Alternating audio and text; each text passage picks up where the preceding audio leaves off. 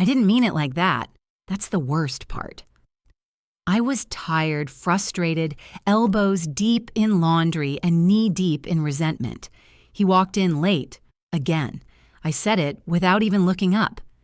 You're not my partner. You're just the man I co-parent with. There was a pause. Just long enough to know I'd gone too far, just short enough that I didn't apologize. If you've ever said something you didn't mean just to make someone feel what you were feeling, hit that like button and stay with me. This one, it still stings. We weren't always like this. In the beginning, he was the only person who could calm my chaos. Where I spiraled, he steadied. Where I doubted, he believed. We had a baby fast, not a surprise, just sooner than planned.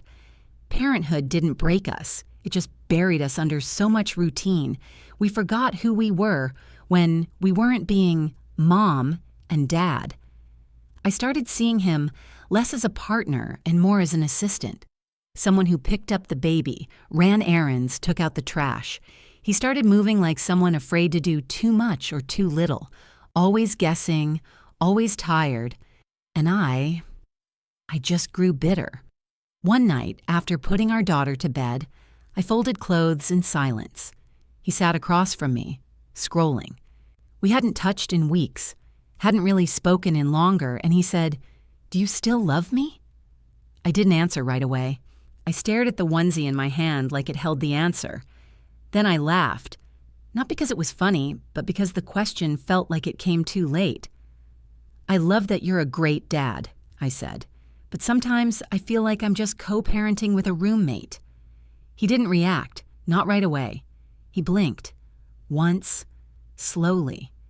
Then he stood up, walked to the hallway, and I heard the soft, terrible sound of a suitcase being pulled from the closet. That's when it hit me. He wasn't going to fight. He wasn't going to yell or ask questions. He believed me. He took my words at face value, and he started packing. I stood in the doorway, like a child watching her parent leave. My legs were frozen, but my throat was burning. "Wait," I said. He paused only long enough to zip the suitcase. Then he said, "If that's how you see me, I won't stay somewhere I'm no longer seen as a husband." And he walked past me, quiet, calm, but hollow. I slept on the couch that night, not because I had to, but because the bed smelled like him, and I couldn't bear it. Our daughter asked for him in the morning, and I told her he went to see Grandma. It wasn't a full lie. He did go there, but the real reason was me. My words. Days turned to weeks. He texted only to check in on our daughter, short messages. No warmth, no emojis. The man who used to send me voice notes just to say he missed my face now treated me like a school administrator, and I earned it. I tried to justify it to my friends. We were already falling apart, I told them. He never showed me affection, I insisted. But the truth? He did. I just stopped seeing it, or maybe I stopped valuing it. He made my coffee exactly how I liked it, even when we weren't speaking.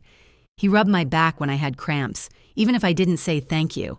He called me babe until I flinched every time he did. I pushed him away one word at a time, and that night I used the final one. I thought he'd come back, maybe not right away, but eventually. Maybe after we both cooled off, but he didn't. Instead, he sent a message a month later with a shared calendar link for parenting transitions. No explanation, no "can we talk?" Just logistics. And when he dropped our daughter off the first time, he didn't come in. He didn't linger. He kissed her on the forehead and handed me her backpack. I wanted to scream, "Come in! Yell at me! Fight for this!" But I'd already made him feel like there was nothing to fight for. I sat on the floor of our kitchen that night, back against the fridge, and cried like someone had died. Because something had. United States. The love didn't disappear, it was eroded. Slowly, by sighs, by silence, by missed glances, and one careless sentence too many. If you've ever looked at someone you still loved and wondered how you pushed them this far away, drop a comment. I've been there. Weeks later, we sat across from each other in a mediator's office. discussing custody, visitation, schedules, holidays. He didn't look angry. He looked calm, peaceful even. And I hated it. Not because I wanted him miserable, but because I suddenly realized he got free. Free from the woman who made him feel small for trying. Free from the cold version of me that prioritized pride over partnership. And me? I was left with a title, single mom, and a memory. Of the night he quietly gave up on being more than the man I co-parented with. It's been 6 months. We text more now, about our daughter mostly. Sometimes he asks how I'm doing. I always say, I'm okay. But the truth is, I'm not, because the words I said to hurt him, they did. And the worst part? He believed them. If this hit you in the gut even a little, if you've ever used words to push someone away before they could hurt you, or if you're still replaying that one sentence you wish you could take back, comment, I've been there. And hit subscribe if you want more raw, unfiltered stories that speak where most people stay silent. Because here's what I learned. Sometimes you don't lose someone in a fight. You lose them in the silence after a single sharp sentence. And they don't leave out of anger. They leave because they finally believe you never really wanted them to stay.